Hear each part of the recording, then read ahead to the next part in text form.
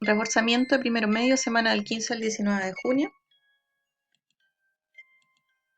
El objetivo es analizar narraciones leídas para enriquecer la comprensión, considerando la evolución de los personajes en el relato. Tenemos aquí un primer texto que es un cómics de Mafalda. Este es un texto de tipo narrativo.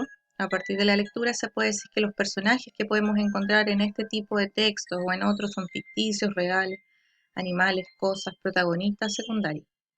Podemos decir además que el rol que juegan los personajes es que las acciones, sucesos o acontecimientos giran en torno a ellos, para dar vida finalmente a la construcción de la historia del relato. O sea, tenemos una serie de personajes, pero estos personajes todos tienen que tener un rol en la historia, y eso se determina a partir de las acciones que realiza cada uno de ellos.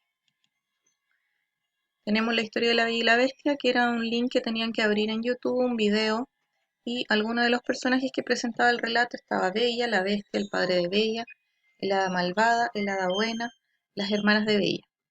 La evolución del personaje de Bestia es que pasa de ser un personaje terrorífico a ser un príncipe. En cambio, el personaje de Bella no evoluciona tanto. Cambia, es casi siempre igual, salvo cuando se enamora de Bestia podría notarse una leve evolución.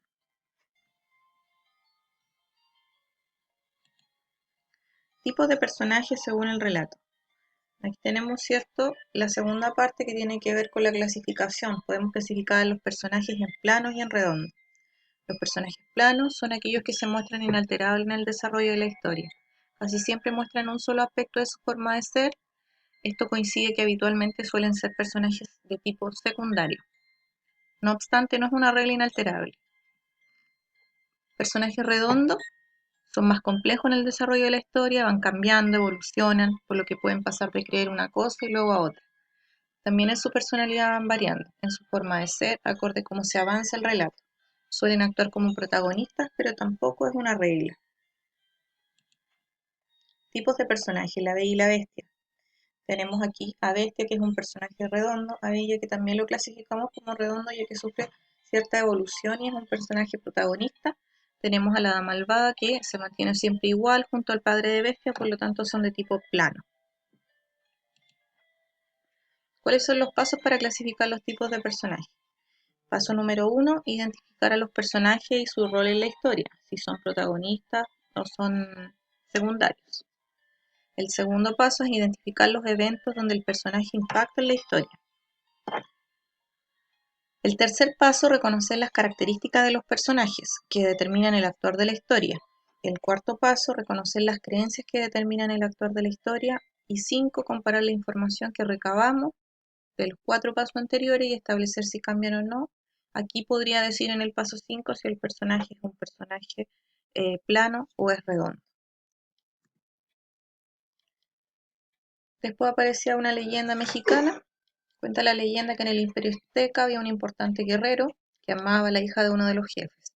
Antes de irse a una guerra, se despide de su prometida y le dice que volvería por ella. Desgraciadamente, otro de los soldados, que también estaba enamorado de ella, difundió la falsa noticia de que había muerto en combate.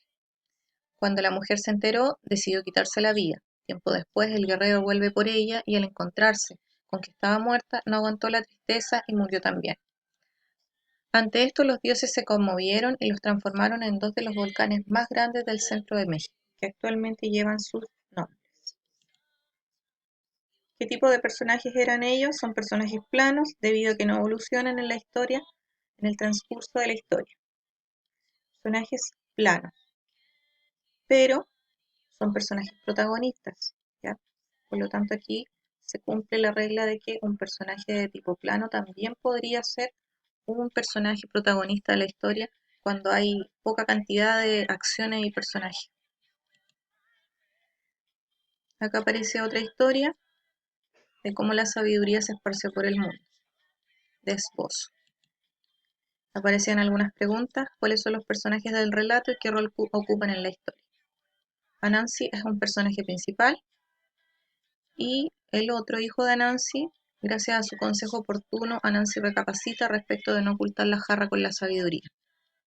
¿En qué momento de la historia impacta cada uno? Anansi impacta cuando decide esconder la sabiduría y se dirige al bosque y bota el jarro.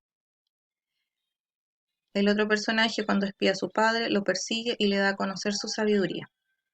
¿Qué tipo de personaje sería acorde al análisis que realizaste? O sea, el paso número 5, ambos personajes son personajes redondos.